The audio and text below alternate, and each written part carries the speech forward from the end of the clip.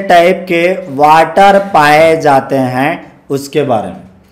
ठीक है, तो हम यहाँ पे समझने की कोशिश करेंगे कि वाटर के मॉलिक्यूल कौन कौन से पाए जाते हैं, कैसे वो महत्वपूर्ण है। अब यहाँ पे मैं एक पिक्चर बनाता हूँ, उस पिक्चर को देख के समझना। ये क्या है, मिट्टी के पार्टिकल हैं, ये मिट्टी का पार्टिकल है, ये मिट्टी का पार्टिकल है, और ये जमीन का अंदर है। यहाँ पे आप ये प्लांट देख रहे हैं, ये प्लांट है। यहाँ पे सबसे पहले मैं आपको आभास कराता हूँ इसके बारे में। ये एक वाटर की बूंद है। इसी की तुलना में मैं इसके बारे में बताता हूँ। एक ये वाला है, एक ये वाला है, ये भी वाटर की मॉलिक्यूल है, और एक ये है। इस तरह से मेरे पास में यहाँ पे आप देख पा रहे हैं 3 वाटर के मॉलिक्यूल हैं। इसे मैं कहता हूँ, इसे नाम दिया ए, इसे नाम दिया बी, इसे नाम दिया सी। क्या आप मुझे बताएंगे ए मॉलिक्यूल है, बी मॉलिक्यूल है और सी मॉलिक्यूल है, सबसे ज्यादा क्लोज कौन सा है? ये क्लोजेस्ट है। किसके? क्लोजेस्ट टू द पार्टिकल, क्योंकि ये वाला पार्टिकल है किसका? सोइल का। और ये वाला क्या है? This is the water molecule. तो कौन सा वाटर मॉलिक्यूल पार्टिकल के सबसे क्लोज है? आंसर है सी।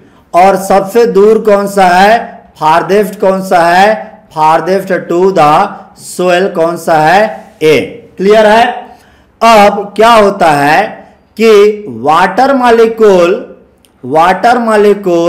और सोइल के बीच में एक अट्रैक्शन फोर्स लगता है। इस अट्रैक्शन फोर्स को अडेजन कहते हैं। क्या कहते हैं? अडेजन कहते हैं।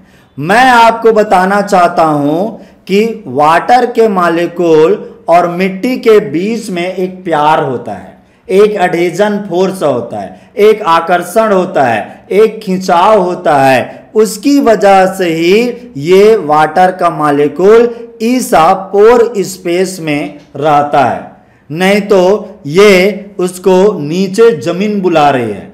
जमीन की ग्रेविटेशनल फोर्स है, ग्रेविटी फोर्स है, उसे नीचे खींच लेता, लेकिन वो नहीं जा रहा है। तो किसके वजह से नहीं जा रहा है? इस अट्रैक्शन फोर्स की वजह से। परीक्षा के हिसाब से याद रखना, अडेजन जो वाटर के मॉलिक्यूल और मिट्टी के मॉलिक्यूल के बीच में अट्रैक्शन फोर्स है, इसकी वजह से पानी है, वाटर का मॉलिक्यूल है, इस पोर स्पेस में ठहरता है, वो फोर्स अडेजन कहलाता है। समझ में आ गया कि वाटर होल्ड होता है पोर स्पेस में, उसके पीछे का जो मेन कारण होता है कौन होता है? ये अडेजन फोर्स। तो अडेजन के बारे में याद रखना, अडेजन ही मेन सोर्स होता है। अब यहां पे मैं बताना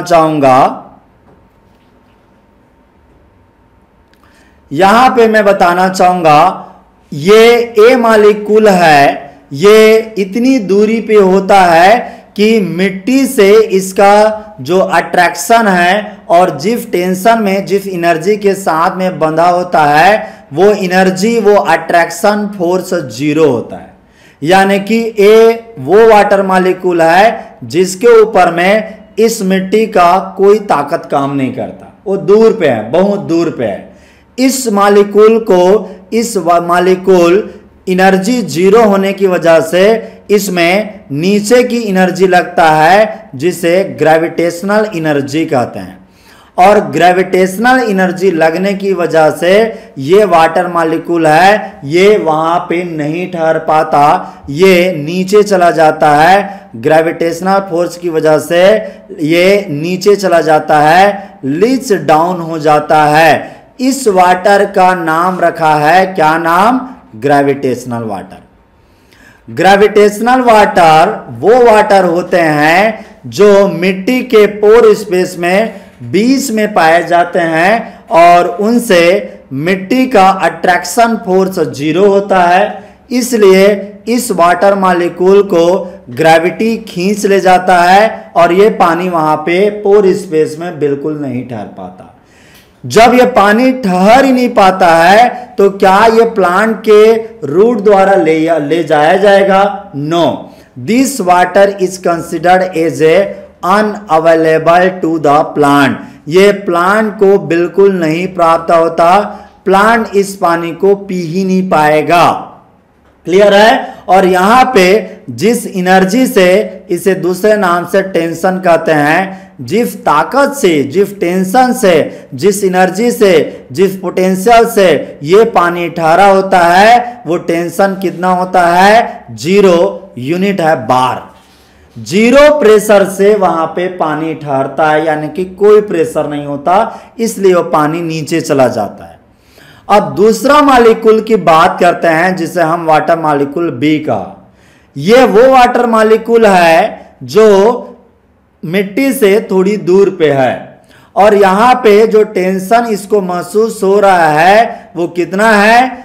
ये पानी ये 0.1 से लेकर के 0.1 से लेकर के ये लगभग 31 बार के प्रेशर तक जो वाटर रहता है, इस वाटर को बी मॉलिक्यूल कहते हैं या बी वाटर कहते हैं। इसको नाम दिया गया है कैपिलरी वाटर। क्या नाम है इसका? Capillary water. Capillary water. मैंने ये रेंज क्यों कहा 0.1 से लेकर के 31 वाटर? क्योंकि सुनो, यहां पे देखो, ये वाला वाटर है, ये पास में है तो ये 31 यानी कि ज्यादा प्रेशर महसूस कर रहा है, लेकिन इसके जस्ट बगल में है वो 0.1 बार प्रेशर कर रहा है। तो इस रेंज में जो भी वाटर आएगा, इस रेंज में सारे वाटर को कैपिलरी वाटर कहते हैं। क्लियर है बात? इस रेंज में, यहां तक के रेंज में जो भी वाटर आएगा उस वाटर को कैपिलरी वाटर कहते हैं। और ये कितना टेंशन में वहां पे रहते हैं? 0.1 से लेकर के 31 बार तक। कई बार इसे 0.1 को 1/3 भी लिखते हैं, 1/3 भी कहेंगे तब पर भी 0.3 या 0.1 आएगा। क्लियर है बात? 1/3 या 0.3 बार से लेकर के 31 बार तक प्रेशर में कैपिलरी वाटर रहता है। सवाल यह उठता है कि क्या इस कैपिलरी वाटर को प्लांट ले पाएगा? आंसर है यस। यस, इस वाटर को ले पाएगा, लेकिन पूरा को नहीं। जो पानी 0.3 से लेकर के 15 बार के प्रेशर में रहता है, ये पानी अवेलेबल होता है, प्लांट द्वारा ले लिया जाता है। लेकिन जो पानी 15 बार से लेकर के ये 31 बार प्रेशर तक रहता है, दिस इज द अनअवेलेबल। ये पानी अनअवेलेबल होता है। तो यहां पे सवाल ये उठा कि ये देखो, कैपिलरी वाटर, ग्रेविटेशनल वाटर बिल्कुल अनअवेलेबल है, कंप्लीट। कैपिलरी वाटर आधा अवेलेबल है, आधा अनअवेलेबल है। कितना अवेलेबल है? 0.3 से 15 बार तक के रेंज में ये पानी अवेलेबल है। यानी इस पिक्चर में आप देखेंगे तो आपको बारीकी से देखने को मिलेगा, यहां से लेकर के यहां तक का पानी ये प्लांट है वो नहीं ले पा रहा है। लेकिन इसी के तुलना में यदि आप ये देखते हैं कि इतना तक जो कैपिलरी वाटर है, इतने तक का पानी को ले पा रहा है। क्लियर है बात? ये वाला पानी नहीं ले पा रहा है, ये वाला पानी प्लांट ले पा रहा है, और पूरा इस रेंज के पानी को कैपिलरी वाटर कहते हैं। अब तो समझ में आ गया ना कि कैपिलरी वाटर जो भी बूंदें यहां पे होगी उससे कैपिलरी वाटर कहते हैं। और बता दूं यहां पे ये जो सी वाटर है, ये इसे कहते हैं, क्या नाम देते हैं इस वाटर को? इसे नाम दिया गया है हाइग्रोस्कोपिक वाटर। Hygroscopic water. इस वाटर की क्या खासियत है? ये मिट्टी के पार्टिकल का जो पोर स्पेस होता है, इस पोर स्पेस में चुपचाप घर बना के रहता है, एकदम चिपक के। इतनी क्लोज रहता है कि यहां की यदि आप टेंशन को मेजर करेंगे, कितना टेंशन में ये रहता है, तो 31 बार से भी ज्यादा टेंशन में रहता है। 31 बार से लेकर के 60 बार के टेंशन तक में ये वाटर रहता है। इस वाटर को हाइग्रोस्कोपिक कहते हैं और इस वाटर को जो आसपास में जड़ें होंगी बिल्कुल नहीं खींच पाते। इतना ज्यादा चिपक के है, इतनी ज्यादा चिपक के है मिट्टी के पार्टिकल से कि ये छोड़ते नहीं हैं। तो प्लांट कैसे खींच पाएगा? इस वाटर को आप अनअवेलेबल की गिनती में लाते हैं। This water is unavailable water. तो यहां पे यदि आप देखेंगे एग्रीकल्चर के हिसाब से किसान को केवल मायने करता है कौन सा वाटर, तो आंसर है कैपिलरी वाटर का ये वाला रेंज जो 0.5 से 15 बार के रेंज में होता है। ये वाटर कैपिलरी वाटर कहलाता है और कैपिलरी वाटर का आधा। अब नाम पूछेंगे कि इसका कैपिलरी नाम क्यों है। यहां पे याद है आपने केमिस्ट्री में पढ़ा होगा, केमिस्ट्री में एक चीज पढ़ा होगा कि यदि इस तरह का पतला नैरो ट्यूब लेते हैं और इसे बीकर में डालते हैं तो इसके अंदर में, इस ट्यूब के अंदर में पानी ऐसे चढ़ जाता है, तो ऐसा इसे कैपिलरी ट्यूब कहते हैं। ऐसे बीकर टाइप का डालते थे ना, पिपेट टाइप का। तो बेसिकली यहाँ पे जो चैनल बनता है ना, एक चैनल सा ऐसा बन जाता है, इसे कैपिलरी ऐसा कहते हैं और इसके अंदर में जो भी पानी होता है ना, इससे कैपिलरी वाटर कहते हैं। क्लियर है बात? तो यही है कैपिलरी वाटर।